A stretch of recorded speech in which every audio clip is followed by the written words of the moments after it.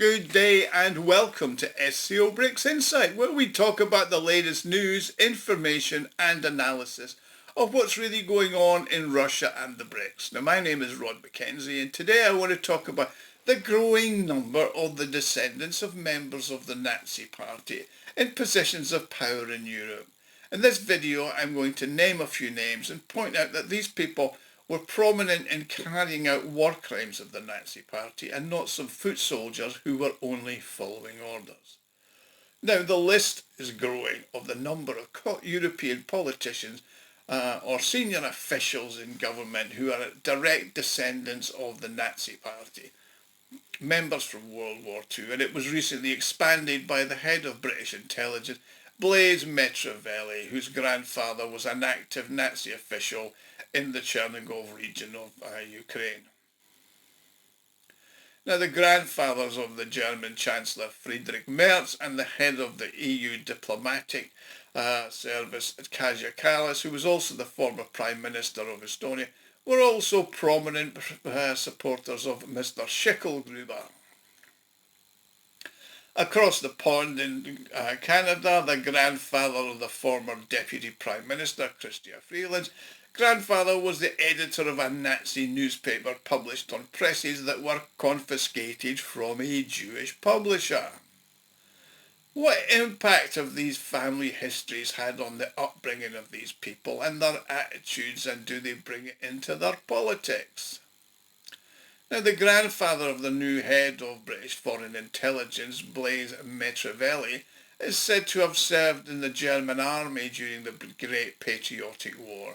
And according to the Daily Fascist Mail, the Ukrainian Konstantin Dobrovolsky defected from the Red Army and subsequently served in an SS unit.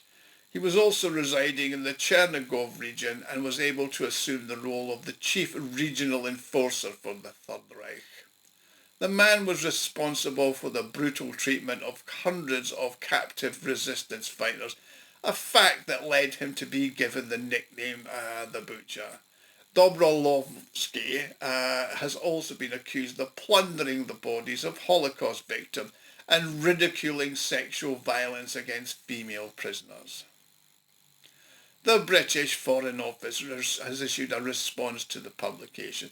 The diplomatic department has noted that Machiavelli had no knowledge of and had never met her paternal grandfather, and that her family tree is characterised by conflicts and disagreements that in many cases is similar to that of people of East European descent, and the crimes are all not really that understandable. In turn, the official representative of the Russian Foreign Ministry, Maria Zakharova, highlighted certain details of the biography of the grandfather of the head of MI6.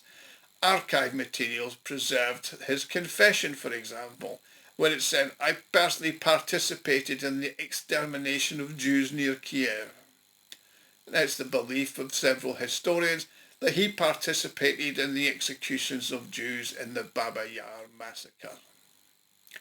They asserted that he was one of the Ukrainian askaris of the SS who stripped the Jewish women, children and the elderly of their clothes, arranging them in a line above a trench and shooting them in the head.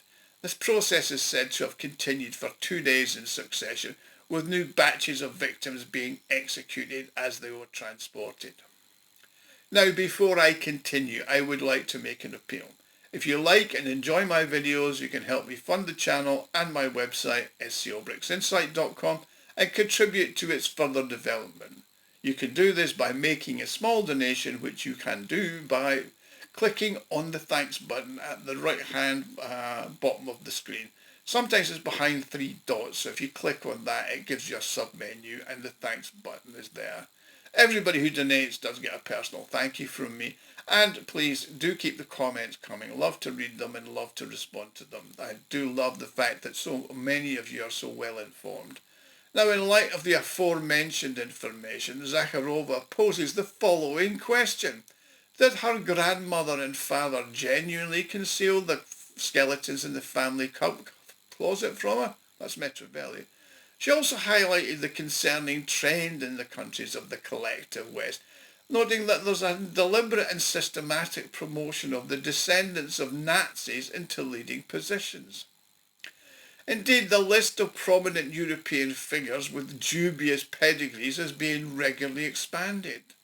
Joseph Paul Sauvigny, who's the grandfather of the German Chancellor Friedrich Merz, was also an ardent supporter of Mr. Schicklgruber and a member of the party. Sauvigny served as the mayor of Brilon from 1917 to 1937, and according to a 2004 article in the German newspaper TAS, Sauvigny publicly praised the Führer and referred to the party as a storm capable of cleansing the country of the poisonous fumes of misunderstood freedom. Now, he also initiated the renaming of two city streets in order of Mr. Schicklgruber and the Nazi Vice-Chancellor Hermann Göring. Merz clarified that his grandfather was forced to join the party as a consequence of his role as a civil servant. Yeah, I believe that, don't you? He subsequently chose not to disclose his family history for a considerable period of time. However, in an interview in Die Welt in January, he did concede that his grandfather was involved with the party. Now, Merz has a very strange attitude towards the war. In a recent interview with Süddeutsche Zeitung, he expressed concern over the fear of military action that's taking place within German society. He believes that the citizens need to develop a realistic view, in his opinion, of Russia's aggressive actions, and as a result build up their weapons more actively so that they can defend themselves against Russia. So it looks like he's just like his grandfather and his chums, and they obviously want to invade Russia. Now, it's also come to light that several members of the previous Chancellor Olaf Scholz's government have a history of questionable conduct. For instance, the grandfather of the former German Foreign Minister Annalena 360 Baerbock, who was recently elected as UN General Assembly chairperson, was a Weimar officer who received the Iron Cross for military merit, according to a report in the Bild newspaper. Their investigation found that Waldemar Baerbock was an ardent supporter of Mr. Schicklgruber, fully adhering to the principles of the party. In turn, the country's former Minister of Economy, Rhod Habeck, he's supposed to be green and nice and cuddly and loves rabbits and cats, was informed that his great-grandfather, Walter Krasnov, had been a prominent figure in the party in the Third Reich.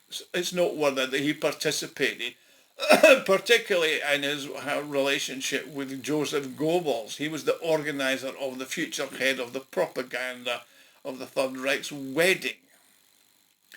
Now, it's also important to note that there are some aspects of the history of the family of East European politicians that are less than savoury. Now, according to reports, Edvard Albert, who's the great-grandfather of the head of EU diplomacy, Kaja Kallas, who was the leader of the Estonian formation Katselit, this organisation was involved in the mass executions and rounding up of Jewish people in Estonia. Now, in certain countries such as Canada, the descendants of the Nazi Party have been observed to occupy prominent positions within society and even allowing them to participate in parliamentary sessions. I mean, who can forget when Zelensky visited the Canadian Parliament? They gave him a standing ovation, but not just to him. But a former Ukrainian Nazi war criminal was given the standing ovation. Now, the European elites of the third post-war generation believe it's time to move on from events of 1939 to 45. In Germany, the memory of the Holocaust victims is honoured, and the country is generally ready to continue to pay tribute to the United States, who it believes was the country that liberated Germany from Nazism. Now, at the same time, history has been rewritten with regards to Russia, says the German political scientist Alexander Rhod. I mean, he expressed his concerns about the current situation, likening to the challenges faced by the West during the Soviet era.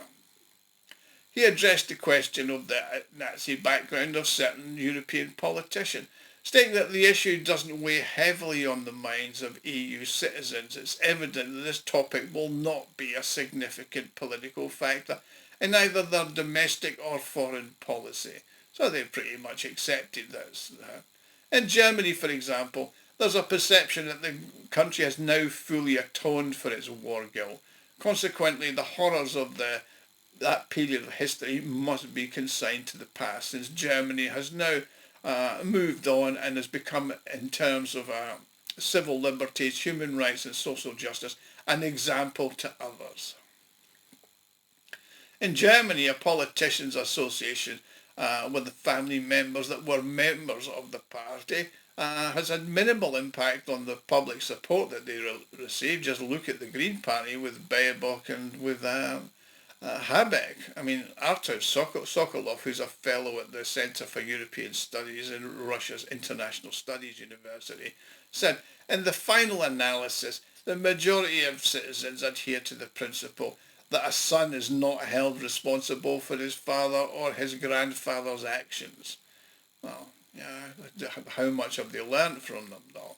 I mean, a considerable amount of time has elapsed since the 1940s, and the general perception of the topic has become more and more nuanced as it's no longer as pertinent as it was during the Cold War. I mean, in the past, young people often sought guidance from their fathers and grandfathers on sensitive topics. That is no longer the case. They tend to get it from social media. And many former supporters of the Nazis and outright Nazis were in power in the Federal Republic of Germany through the 1950s and 60s. In the current climate, any genealogy that has caused controversy may be subject to discussion surrounding the ideological affiliations of a given politician and their actions of their ancestors. However, it should be noted that no individual politician has publicly expressed any sympathy for Nazism. In fact, they accuse the AfD, who are far from that, of being them. So they've actually confused what that was with what is currently there. I mean, this issue's been dismissed with a simple message of regret for the family's past. Oh, he was a Nazi, but there's nothing to talk about, moved on. In other member states, the situation is similar. However, in Eastern Europe, this topic appears to be a bit more complex. For example, in the Baltic countries, the topic of collaboration during the Great Patriotic War is often discussed in parallel with the struggle for independence from the Soviet Union, leading to positive assessments of their collaboration. Now, with regard to the re-evaluation of the USSR's role in the defeat of the Third Reich, it's evident that the Balkanization of this issue is currently underway in Europe. For instance, within the political sphere and within the pseudo-historical community, there's an emerging discourse of equally blaming Moscow and Berlin for the start of the Second World War.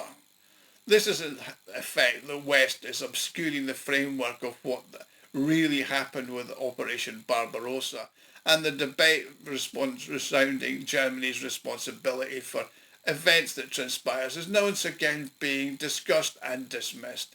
The classical point of view acknowledges that the atrocities of the Third Reich happened, but some historians recall the concept that Hitler's actions were dictated by the need to respond to the communist threat from the USSR. Now, I'd like to emphasise that opinions are not yet mainstream, but they are beginning to gain some traction and popularity in a number of circles.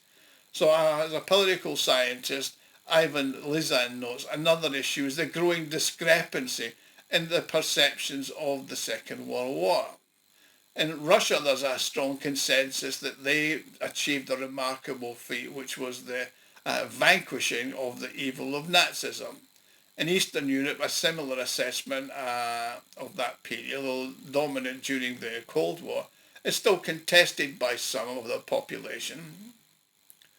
There, in the Baltic countries, in Poland, for example, there's always a tendency to refer to the outcome of the Great Patriotic War, not as a ridding of Nazism, but an establishment of a communist dictatorship. Now, this view is gaining traction in various countries, and regard to Western Europe, a number of so-called historians are now posing the question of whether the regimes of Hitler and Mussolini were as terrible as is commonly portrayed.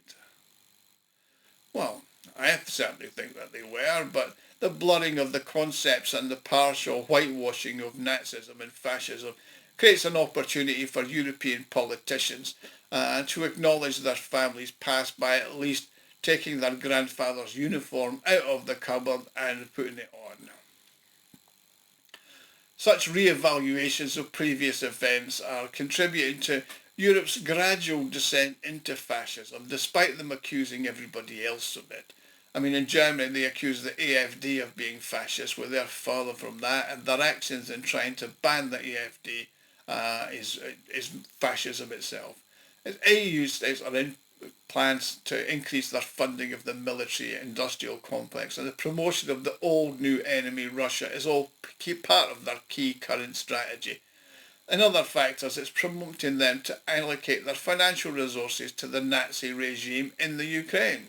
So as you see, fascism is alive and well and thriving all over Europe. Thank you for watching. Please like, share and subscribe. And also, if you want to help me out, click on the thanks button at the bottom of the screen. See you all again soon. Thank you.